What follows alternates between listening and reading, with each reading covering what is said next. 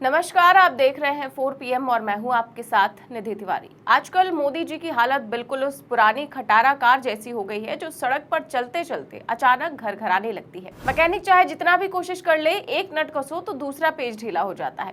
अब बेचारे ड्राइवर की हालत सोचिए, हर मोड़ पर डर रहता है कि कहीं गाड़ी बीच में ही सड़क पर न बैठ जाए। मोदी जी की गाड़ी भी इसी हालत में फंसी हुई है। अब देखिए, अमेरिकी राष्ट्रपति डोनाल्ड ट्रंप ने टैरिफ बढ़ाया तो उसका सीधा असर भारत में दिखाई देने लगा। एक तरफ नौकरियां जा रही हैं, दूसरी तरफ किसानों की हालत खराब हो रही है। विपक्ष को तो मोदी जी झूठा कहकर किनारे कर सकते हैं, लेकिन जब वही लोग जो आपकी कुर्सी संभाले बैठे हैं वो शिकायत करने लगे, तब तो वाकई पसीना छूटना लाजमी है। डोनाल्ड ट्रंप ने जो टैरिफ का बम गिराया है उसका असर अब साफ तौर पर दिखाई देने लगा है। सोचिए, ट्रंप के टैरिफ दांव से अगर नायडू मोदी जी से अपना समर्थन वापस लेने पर मजबूर हो गए तब क्या होगा। अब आप कहेंगे कि टैरिफ से नायडू का क्या कनेक्शन है, तो आपको बता दें कि ट्रंप के टैरिफ ने आंध्र प्रदेश जैसे राज्यों की कमर तोड़कर रख दी है। टैरिफ से नायडू को करीब 25,000 करोड़ रुपए का घाटा हुआ है। मुख्यमंत्री नायडू इतना गुस्से में है कि उन्होंने प्रधानमंत्री को सीधी चिट्ठी लिख डाली है। नायडू की इस चिट्ठी ने दिल्ली की सियासी हवा बदल दी है, क्योंकि अब गठबंधन टूटने का खतरा सामने दिख रहा है। आखिर कोई भी नेता इतना बड़ा घाटा झेल कर किसके लिए सरकार का डंका बजाएगा। तो कैसे हुआ है नायडू को इतना बड़ा नुकसान, और नायडू ने मोदी को चिट्ठी लिखकर क्या कुछ कहा है, आपको बताएंगे इस रिपोर्ट में।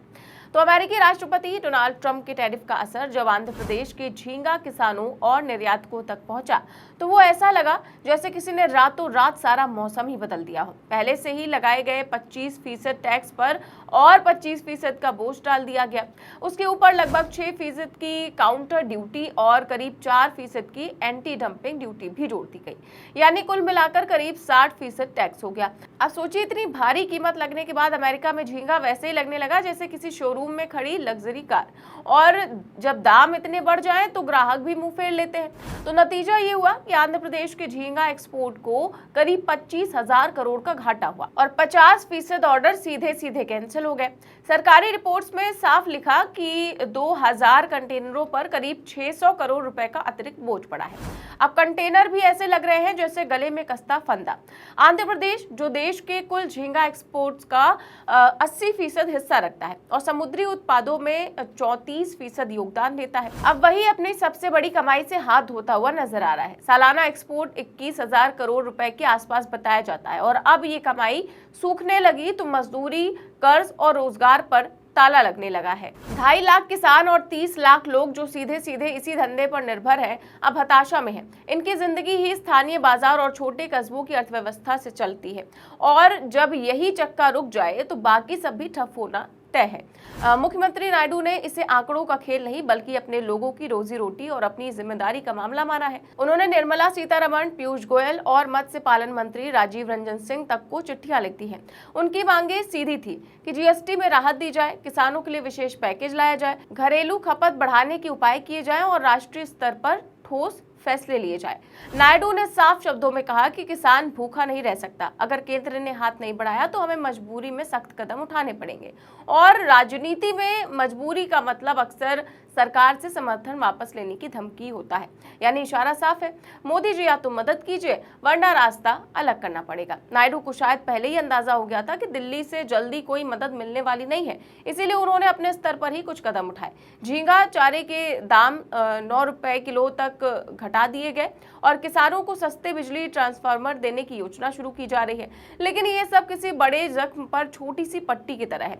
असली इलाज तभी होगा जब केंद्र कोई बड़ा फैसला ले। नायडू ने अपने पत्र में यह भी लिखा है कि अमेरिका पर इतनी निर्भरता रखना ठीक नहीं है और एक्सपोर्ट के लिए नए बाजार तलाशना जरूरी है। उन्होंने यूरोपीय संघ, दक्षिण कोरिया, सऊदी अरब और रूस जैसे देशों के साथ फ्री ट्रेड एग्रीमेंट करने की बात कही ताकि वहां नए मौके मिल सके। साथ ही निर्यातकों के लिए अंतरिम मदद और टैक्स रिलीफ स्कीम पर स्पष्टता की भी मांग रखी। अब मोदी जी की गद्दी का गणित देखिए, टीडीपी अगर समर्थन वापस ले लेती है तो बहुमत का पूरा खेल बिगड़ सकता है।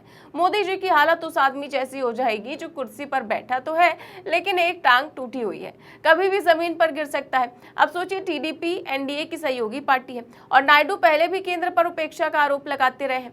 विशेष दर्जा, विकास परियोजनाएं और वित्तीय सहायता जैसे मुद्दे पहले से ही खटक रहे थे। अब झींगा का संकट आर्थिक मसले से निकलकर राजनीतिक हथियार बन चुका है। नायडू ने साफ कर दिया है कि अगर केंद्र ने उनकी मांगे नहीं मानी तो वो गठबंधन में बने रहने पर पुनर्विचार करेंगे, और राजनीति की डिक्शनरी में पुनर्विचार का सीधा मतलब होता है समर्थन। समर्थन वापसी। अगर टीडीपी ने समर्थन वापस लिया तो मोदी सरकार की बहुमत वाली गद्दी एक झटके में डगमगा जाएगी। विपक्ष को तो मानो सोने पर सुहागा मिल गया है। कांग्रेस और बाकी दलों ने सरकार पर हमला तेज कर दिया है। उनका कहना है कि मोदी सरकार का ध्यान सिर्फ अपनी कुर्सी बचाने में है, किसानों की हालत सुधारने में नहीं।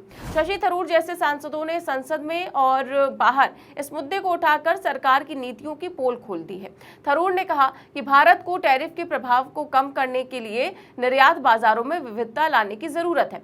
उन्होंने कहा कि सूरत में रत्न और आभूषण कारोबार, समुद्री खाद्य और विनिर्माण क्षेत्र में 1.35 लाख लोगों की नौकरियां चली गई हैं।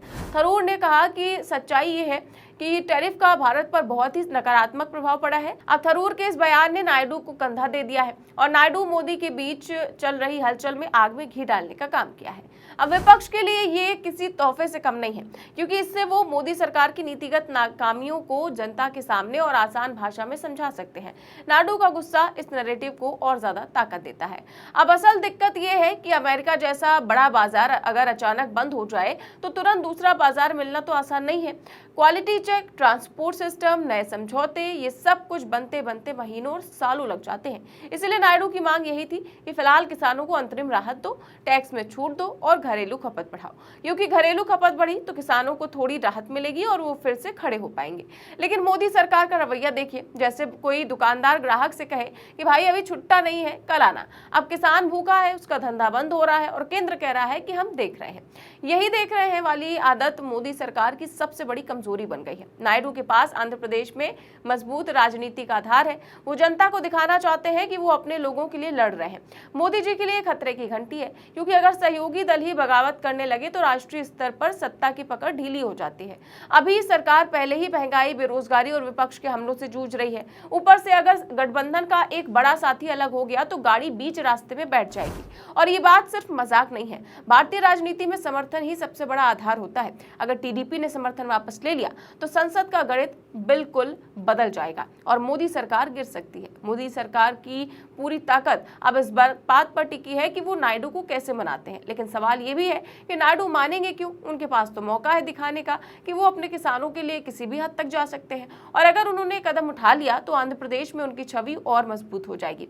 अब मोदी जी की हालत सोचिए, सुबह उठकर चाय पीने की भी फुर्सत नहीं होगी। हर पल यही डर कि नायडू कब चिट्ठी से आगे बढ़कर सीधे प्रेस कॉन्फ्रेंस करते।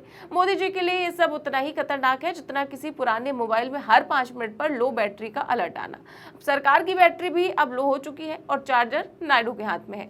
देखते हैं नायडू क्या कुछ करते हैं। फिलहाल इस खबर में बस इतना ही। देश और दुनिया की तमाम बड़ी खबरें जानने के लिए देखते रहिए 4PM न्यूज नेटवर्क। चैनल को सब्सक्राइब भी करें और ज्वाइन भी करें। नमस्कार।